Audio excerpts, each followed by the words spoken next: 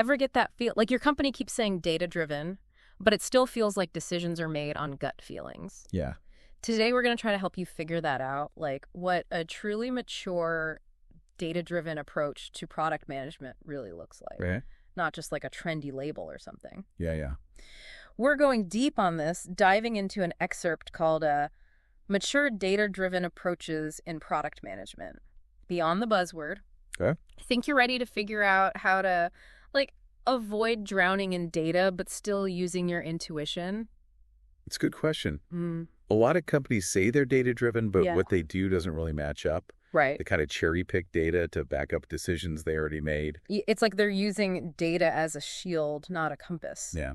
What's the real danger in this, though? Like, what happens to the teams and the products?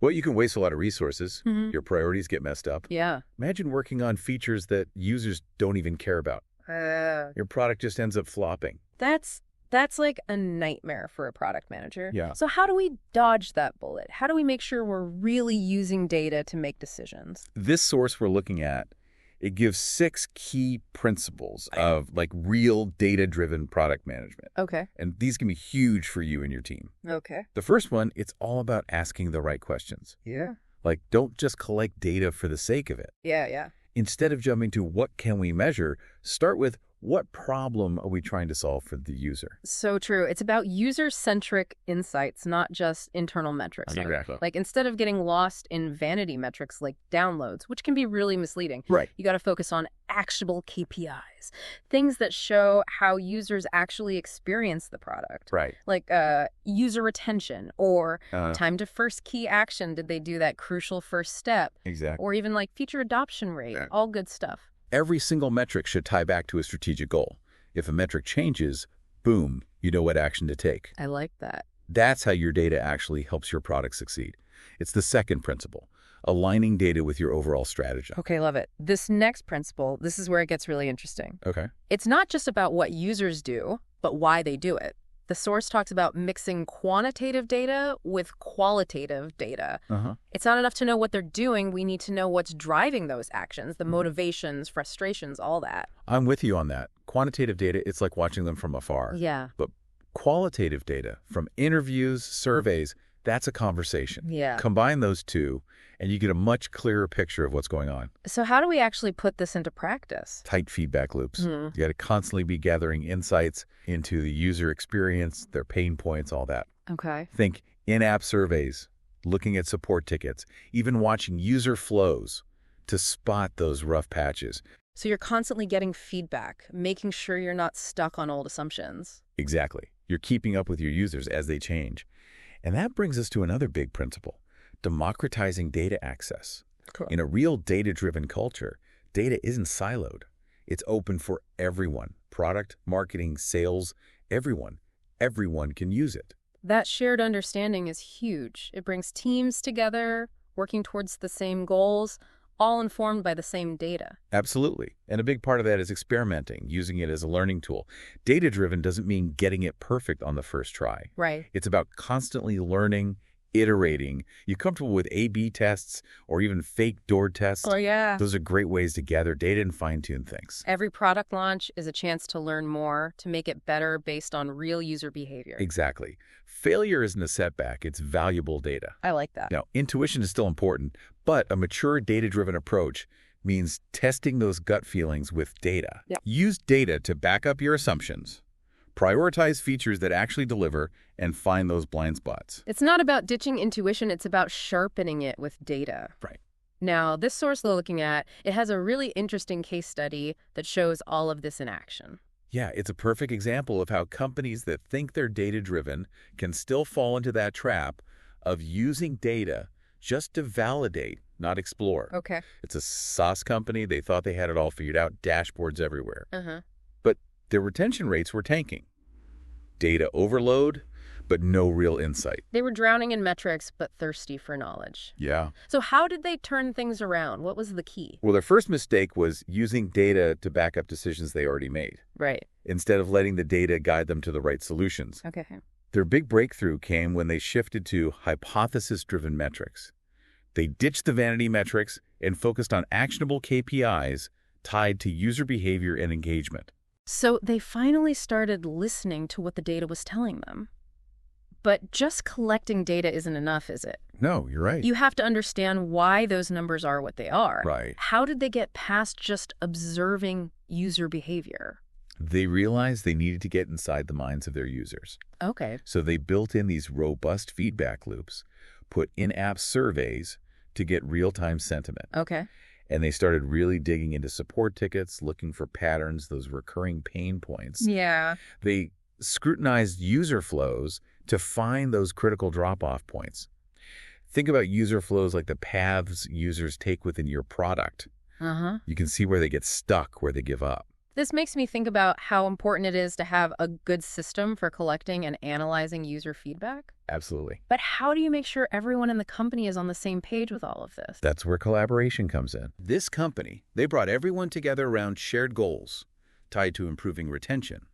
Product, marketing, customer support, everyone was in it together. I like that. They started having regular meetings to share data insights, talk things through openly. That way, everyone had the same information, working towards the same goals. Amazing how a shift in perspective and a commitment to collaboration can completely change the game. Yeah. What were the actual results of this transformation? Did these changes actually make a difference? Oh, absolutely. The results were clear. Within 6 months, they saw a 15% jump in retention rates. And even better, their product updates were now laser-focused on what users actually needed. Wow. This led to a way more engaging and valuable product experience. This case study proves that mature data-driven product management isn't just a buzzword. It's a real framework for building better products and happier users. You've highlighted data, feedback, collaboration. Yeah. But where does the product manager fit into all of this? Their role is crucial in this whole transformation. They become the linchpins of a data-driven culture. So walk us through this. How can a product manager really champion this data-driven approach within their team? What are some practical steps they can take? It's about being more than just someone who likes data. You got to be a data champion. Okay. What does that look like practically speaking? It starts with asking the right questions. Yeah. You need to be able to frame the problem, define what success means, and figure out the metrics that actually matter. Okay. So instead of just diving into the data, you got to think, okay, what are we trying to solve here? Yeah. And how will we even know if we solved it? So it's like being a strategic thinker, not just a data cruncher. Exactly. Yeah. And just as important is being able to explain that data to others. Make it a story that stakeholders can connect with. Okay. Connect the dots, explain the why behind the numbers, show them a clear picture of the user journey. That's where data storytelling comes in. Data storytelling, that's a skill I think every product manager should be working on. For sure. It helps get everyone on board with data-driven decisions. Absolutely. But what about that collaboration piece we talked about? How can a product manager really foster that?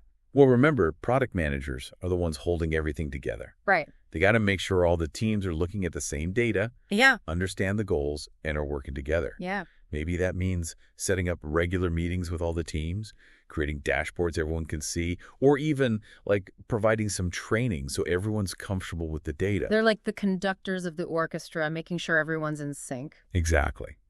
But it's not just about leading with data. We also talked about balancing data with intuition, right? Yeah. Mature data-driven product management doesn't mean throwing your gut feeling out the window. It's about using data to challenge your assumptions, to uncover those things you might not be seeing and refine your instincts.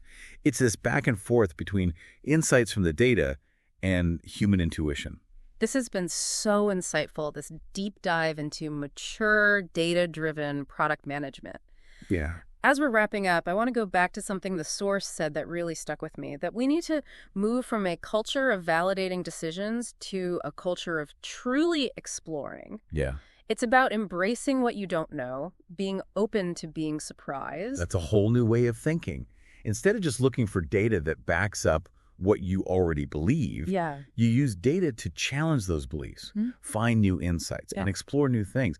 Data can really help you see those blind spots, those things you wouldn't have seen otherwise. That's so true. And this leads to the source's final call to action. Yeah. We need to break down those silos and build a culture of shared knowledge. So no more hoarding data in different departments. Right. We need an environment where everyone can easily access and share those data insights. When you give everyone access to data and teach them how to use it, That's when you become a truly unified, data-driven organization. So as we finish up here, I want to leave you with a challenge. Are you letting data truly guide your product decisions? Ooh. Or are you stuck just trying to prove yourself right? Yeah. Think about the principles we talked about today and how you can actually apply them in your work. How can you ask those better questions, tell those data stories, and build that collaborative, data-driven culture? And to really get you thinking, here's a final thought-provoking question from the source material.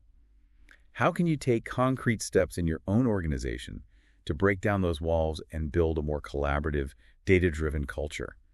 What can you actually do starting today to move in that direction? That's something to really think about. Becoming truly data-driven, it's a journey, not a destination. Right. But with the right approach, you can use the power of data to make better products, better experiences for your users, and just be more successful.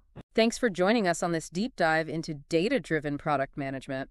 Until next time, stay curious and keep exploring.